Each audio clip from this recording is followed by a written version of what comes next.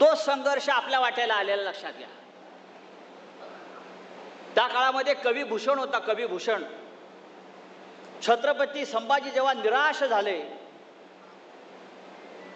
चारी बाजूंनी घेरले गेले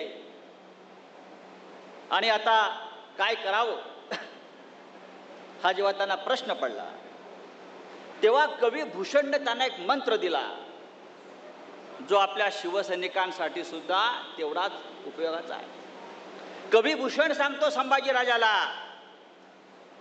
कविभूषण संभाजी राजांना सांगतो, मन के जीते जीत है, मन के हारे हार, हार गए जो बिना लढे उन पर है धिक्कार. काय सांगतो कविभूषण संभाजी राजांना? हार गए जो बिना लढे. तो महाराज उठा, आता लढायला पाहिजे आपल्याला. हार गए जो बिना लढे उन पर है धिक्कार, उन पर है धिक्कार जो देखे ना सपना. सपनों का अधिकार असल अधिकार है अपना.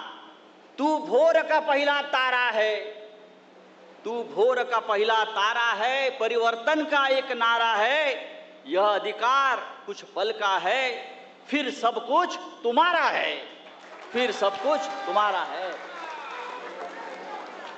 आपल्याला सुद्धा ह्याच मार्गाने जायचं आहे. छत्रपती संभाजी लढला,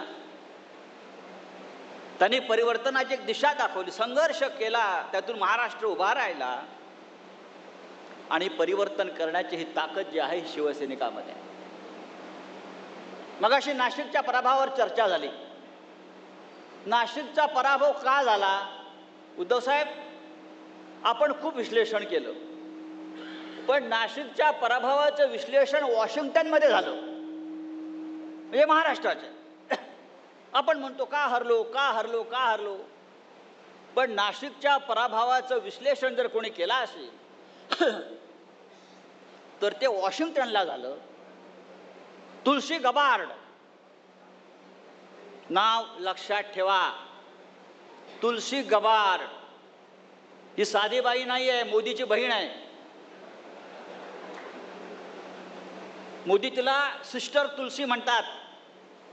आणि आता मोदी अमेरिकेला गेले होते तेव्हा जाताना इथून कुंभ स्नानासाठी जे गंगाजळ त्यांनी सगळ्यांना पाठवलं, त्या गंगाजळाचे कुंभ घेऊन हे मिस्टर नरेंद्र मोदी अमेरिकेला गेले आणि तुलसी गबार्डला सुपूर्द केलं. फोटो आले आहेत. ही तुलसी गबार्ड साधी बाई नाही आहे, ही ट्रम्प सरकारमध्ये गुप्तचर विभागाची प्रमुख आहे, इंटेलिजन्स ब्युरोची प्रमुख आहे तुलसी गबार्ड. त्या बाईने सांगितलं परवा, काय सांगितलं? ईव्हीएम हायजॅक होतंय आणि ईव्हीएम मुळे निकाल बदलले जाऊ शकतात. ईव्हीएम मुळेच. आपण पण सकाळी विनायकराव बोललात, तुलसी गबार्डने सांगितलंय, अमेरिकेच्या गुप्तचर विभागाच्या प्रमुखांनी सांगितलंय आणि मोदीच्या बहिणींनी सांगितलंय. तिच्या हातात गंगाजल आहे, ती खोटं बोलणार नाही. मोदीने तिच्या हातात गंगाजल दिला, त्याच्यामुळे ती खोटं बोलणार नाही.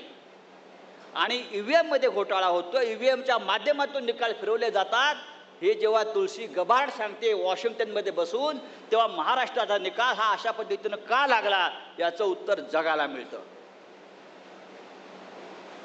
बरोबर ना? मग आम्हाला वाटतंय की नाशिकमध्ये नाही, महाराष्ट्रात नाही, अख्ख्या देशामध्ये गेल्या 10 वर्षापासून एक काय चाललेलं आहे. खरं म्हणजे आजच्या या शिबिराला आपण तुळशी गबार्डलाच बोलवायला पाहिजे होतं मार्गदर्शन करण्यासाठी. तुळशी गबार्डला आपण पुढल्या वेळेला बोलवू विधानसभेच्या आधी, की महाराष्ट्राला मार्गदर्शन करा.